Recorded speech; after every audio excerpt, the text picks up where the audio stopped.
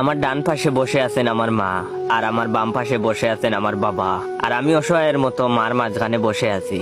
বাবা আমার মুখ তার দিকে ঘুরিয়ে বলল, শুন, মামাতো বোন আর নিজের বোন বিষয়টা প্রায় একই।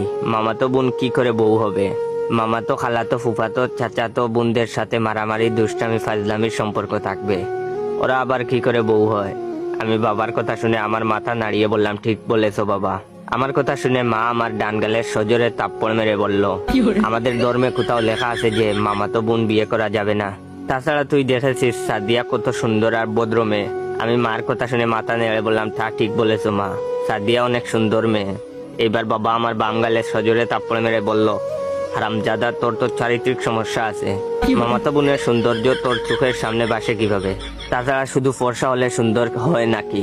সাদিয়াকে দেখে মনে হয় রক্ত শূন্যতায় ভুগছে। তাছাড়া চেহারার মাঝে চাকমা চাকমা ভাব আছে, আর সুন্দরী ফর্সা মেয়েরা কখনো সিঙ্গেল থাকে না, ওরা একসাথে অনেকগুলো ছেলেকে নাকে দড়ি দিয়ে ঘুরায়।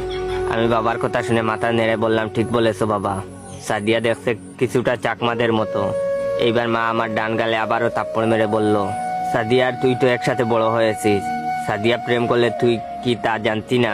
আমি মাথা নেড়ে বললাম, তা ঠিক বলেছো মা, সাদিয়া কারোর সাথে প্রেম করে না, করলে আমায় অবশ্যই বলতো। বাবা আবার আমার বাম গালে থাপ্পড় মেরে বলল, হারামজাদা, সারা জীবন যাকে মামা বলে ডেকেছিস তাকে আব্বা বলতে লজ্জা করবে না? আমি মাথা নেড়ে বললাম, হে বাবা, লজ্জা করবে। মা আবার আমার ডান গালে থাপ্পড় মেরে বলল, লজ্জার কিছু নেই, বিয়ের পর অভ্যাস হয়ে যাবে। এইভাবে বাবা মার তর্ক চলতে লাগলো, আর আমার দুই গাল একের পর এক থাপ্পড় সহ্য করতে লাগলো। কয়েকদিন পর বাবার আপত্তি থাকার পরেও মার জোরাজুরিতে আমার আর সাদিয়ার বিয়েটা হচ্ছে। আমি যখন কবুল বলতে যাব তখন বাবা আমার ডান কানের কাছে এসে বলল, সি সি সি, তুই তোর বাবার সম্মানের কথা ভাবলি না? যাকে এতকাল শালা বলে ডেকেছি তাকে কি করে এখন বাবা জো? তোর হাতে ধরি, এখনো সময় আছে, তুই বিয়েটা করিস না। মা তখন আমার বাম কানের কাছে এসে বলল, তোর বাবা যদি এতই সম্মানে লাগে তাহলে তোর বাবাকে আমি ডিভোর্স দিব, তবুও তোকে এই বিয়ে করতে হবে।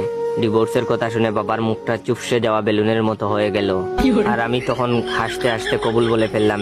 বিয়ের বেশ কয়েকদিন পর দুপুরের দিকে অফিসে কাজ করছি, এমন সময় নানু আমায় ফোন দিয়ে বলল, নানার শরীরটা একটু খারাপ। আমি তাড়াতাড়ি বাসায় এসে বাবাকে বললাম, বাবা, আমার দাদা শ্বশুরের শরীরটা খুব খারাপ, চলো ওনাকে দেখতে যেতে হবে।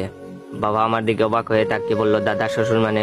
আমি মুস্কি হেসে বললাম, তোমার শ্বশুর মানে আমার নানা যান।